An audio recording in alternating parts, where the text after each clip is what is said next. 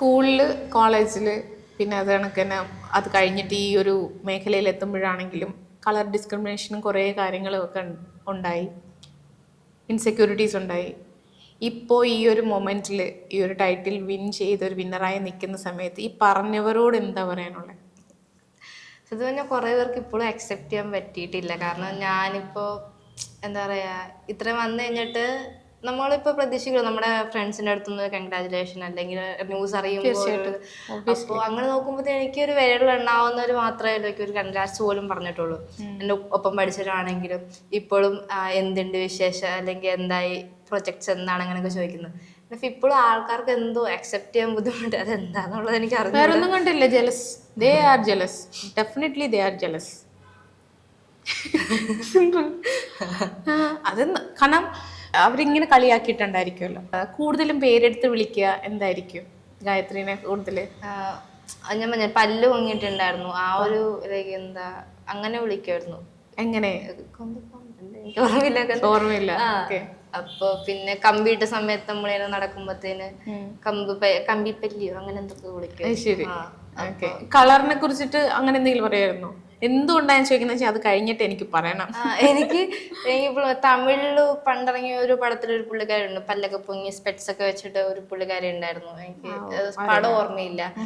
അപ്പൊ എന്നെ ആ പുള്ളിക്കാരുടെ പേരിട്ടായത് കളിയാക്കുന്നത്. കാരണം എനിക്ക് സ്പെറ്റ്സ് ഉണ്ടായിരുന്നു, പല്ല് വാങ്ങിയിട്ട് ഏകദേശം വെലിഞ്ഞിട്ട് ആ പുള്ളിക്കാരനെ പോലെയൊക്കെയായിരുന്നു കാണാന്. അപ്പൊ അങ്ങനെ പറഞ്ഞു ആ പേര് ഒഴിച്ചിട്ട് ഇന്ന് പല്ലുന്തിയതാണെങ്കിലും കറുത്തിട്ടാണെങ്കിലും മെലിഞ്ഞുണങ്ങിയതാണെന്ന് പറഞ്ഞാൽ ആരെന്ത് പറഞ്ഞെന്ന് പറഞ്ഞാലും നിങ്ങൾ പറഞ്ഞൊരു വ്യക്തിയാണ് ഇന്ന് ഈ ഇരിക്കുന്നത് അല്ലേ? ജലസായിട്ട് കാര്യമില്ല. അച്ചീവ് ചെയ്യണമെങ്കിൽ കഠിന പ്രയത്നം ചെയ്യണം എന്നുദ്ദേശിച്ച് അതിലേക്ക് എത്തിപ്പെട്ടതാണ് ഗായത്രി. ഗായത്രി ഈ ഒരു മോഡലിംഗ് അല്ലെങ്കിൽ ഈ ഒരു സംഭവത്തിലേക്ക് വരുന്ന ഈ ഒരു ഫാഷൻ മേഖലയിലേക്ക് വരുന്ന സമയത്ത് ഇതിനു മുന്നേ ഒരു പ്രിപ്പറേഷനും നടത്തിയിട്ടേ ഇല്ല? ഒരു ചെറിയ പ്രിപ്പറേഷൻ പോലും? എനിക്ക് ഹീൽസ് പോലും ഇല്ലായിരുന്നു ഫസ്റ്റ് വരുമ്പോ. എനിക്ക് അറിയില്ലായിരുന്നു. അത് പതുക്കെ പറയണ്ട, ഹീൽസ് നിർബന്ധമാണ് ഷോയ്ക്ക് എന്നുള്ളത് എനിക്ക് അറിയില്ലായിരുന്നു. എനിക്കില്ലായിരുന്നു. ഞാൻ അങ്ങനെ ഹീൽസ് യൂസ് ചെയ്യുന്ന ഒരാളല്ല, അങ്ങനെ ഒന്നും. കാരണം ഞാൻ മേക്കപ്പ് യൂസ് ചെയ്യുന്ന ഒരാളല്ലായിരുന്നു, സ്കിൻ കെയർ ചെയ്ത ഒരാളല്ലായിരുന്നു, ഒന്നും അല്ലായിരുന്നു. അപ്പൊ ഇവിടെ വന്നു കഴിഞ്ഞപ്പോ ഇത് പറഞ്ഞ് അധികം വെയിലത്തിറങ്ങരുത്, ഹെൽത്ത് നോക്കണം, ഹീൽസ് ഇതുപോലെ മാറ്ററി ആണ്, വാങ്ങണം എന്നൊക്കെ പറഞ്ഞു. അങ്ങനെ എനിക്ക് ടോട്ടലി ഒരു അൺഅവെയർ ആയിട്ടുള്ള ഒരു മേഖലയിലോട്ടാണ് ഞാൻ വന്നത്. ഹെൽത്ത് ഇഷ്യൂസ് ഉണ്ടെന്ന് പറഞ്ഞത് എന്താണ്? അതായത് ഈ ഹെൽത്ത് ഞാൻ കൂടുതൽ കോൺസെൻട്രേറ്റ് ചെയ്യണമെന്ന് പറഞ്ഞത് കൊണ്ട് ചോദിച്ചതാ. എനിക്ക് ഇമ്മ്യൂണിറ്റി ഭയങ്കര കുറവാണ്. അങ്ങനെ രീതിയിലുള്ള എല്ലാ പ്രശ്നങ്ങളും ഉണ്ട്. മൈഗ്രെയിൻ ഉണ്ട്, പൊടിയടിക്കാൻ പറ്റത്തില്ല, തണുപ്പടിക്കാൻ പറ്റത്തില്ല, എനിക്ക് അങ്ങനെ ട്രാവൽ ചെയ്യാൻ പറ്റത്തില്ല. ആൻഡ് 2025 ജാനിന് എനിക്കൊരു ആക്സിഡന്റ് പറ്റിയായിരുന്നു. അങ്ങനെ എൻ്റെ കാല് മുറിഞ്ഞിട്ട് ഞാനൊരു 2 മാസം ബെഡ് റെസ്റ്റ് ഒക്കെ ആയിരുന്നു. ആൻഡ് ഇപ്പോഴും എനിക്ക് ഒരു 10-15 മിനിറ്റ് കൂടെ നിൽക്കാൻ പറ്റത്തില്ല, ആ മുറിവിൻ്റെ ഉള്ളിൽ ഇങ്ങനെ കുത്തും. അങ്ങനെ ഉള്ള ഒരാൾ ഞാൻ അവിടെ സ്റ്റേജിൽ 1-1.5-2 മണിക്കൂർ ഒറ്റ തിപ്പ് നിന്ന് ഹീൽസ് ഇട്ടിട്ട് തിരിച്ചിറങ്ങി വന്നപ്പോൾ എൻ്റെ കാലൊക്കെ നീര് വെച്ച് അത്യാവശ്യം നിൽക്കണമായിരുന്നു. അത് ഹീൽസ് യൂസ് ചെയ്യാത്തതുകൊണ്ട് നല്ല ഹൈറ്റ് ഉള്ള ഹീൽസ് ആയിരുന്നു. അപ്പം മൊത്തത്തിലായിട്ട് എൻ്റെ കാല് അത്യാവശ്യം മോശമായിരുന്നു. ഈ ഒരു ടൈറ്റിൽ വിൻ ചെയ്ത് വന്നു കഴിഞ്ഞപ്പോഴത്തേക്ക് എനി ഓഫേഴ്സ് വർക്കിനെ കുറിച്ചിട്ടോ മോഡലിങ്ങിനെ കുറിച്ചിട്ടോ? ഇല്ല, ഒന്നുമില്ല. ഇല്ല, ഞാൻ നോക്കുമ്പോൾ എൻ്റെ ഒപ്പം പാർട്ടിസിപ്പേറ്റ് ചെയ്ത എല്ലാവർക്കും ഓഫേഴ്സ് വരുന്നു.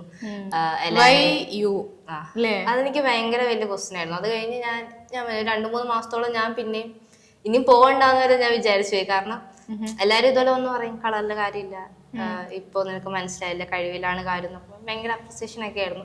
ആ സെയിം പീപ്പിൾ തന്നെ ഞാൻ നെക്സ്റ്റ് ഡേ നോക്കുമ്പോൾ അവരുടെ ഷൂട്ടിനാണെങ്കിലും ഇതിനാണെങ്കിലും ഒക്കെ ബാക്കിയുള്ളവരെ വിളിക്കുന്നു, ഞാനതിങ്ങനെ സ്റ്റോറിയൊക്കെ കാണുന്നു.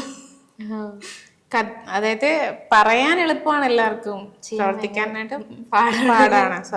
സപ്പോർട്ട് ചെയ്യുന്നുള്ള വാക്കുകൾ വെറും വാക്കുകൾ പറയൂലേ. അപ്പൊ നമ്മൾ സപ്പോർട്ട് ചെയ്യുന്നത് നമ്മൾ വെച്ചോക്കെ നമുക്കൊരു കോൺഫിഡൻസ് ആണ്. ഓക്കെ, നമുക്കറിയാവുന്നത്. ഞാൻ ഇൻട്രസ്റ്റ് പുതിയ അത്ര വലിയ കോണ്ടാക്ട്സ് ഒന്നും ഇല്ല. ഇപ്പൊ ഫസ്റ്റ് ഒരു അടി കഴിയുമ്പോൾ നമുക്കുള്ള അറിയാവുന്ന ആൾക്കാരായിരിക്കും കൂടുതൽ ഹെൽപ്പ് ചെയ്യുക, അല്ലെങ്കിൽ അവരായിരിക്കും കാണുക എന്നൊക്കെ വിചാരിച്ചിരുന്നു. അങ്ങനല്ല. അഭിനയ രംഗത്തേക്ക് വരണമെന്നൊക്കെ ആഗ്രഹമുണ്ടോ? ഇല്ല. അതെന്താ? സാധാരണഗതിയിൽ ഈ ഫാഷൻ റാമ്പും അത് കഴിഞ്ഞിട്ട് ഇറങ്ങുന്ന ഒട്ടുമുക്കാൽ ആൾക്കാരും സിനിമ ഇൻഡസ്ട്രിയിലേക്ക് ഒരു പോയിന്റ് ഉണ്ടാവും. അപ്പൊ അതാണ് ചോദിച്ചത്. എനിക്കൊരു ഇന്റർനാഷണൽ റൺവേ മോഡൽ ആവണം എന്നാണ് ഭയങ്കര ആഗ്രഹം. VS ഒക്കെ മോഡൽ പോലെ നല്ലൊരു മോഡൽ ആവണമെന്നാണ് എൻ്റെ ആഗ്രഹം.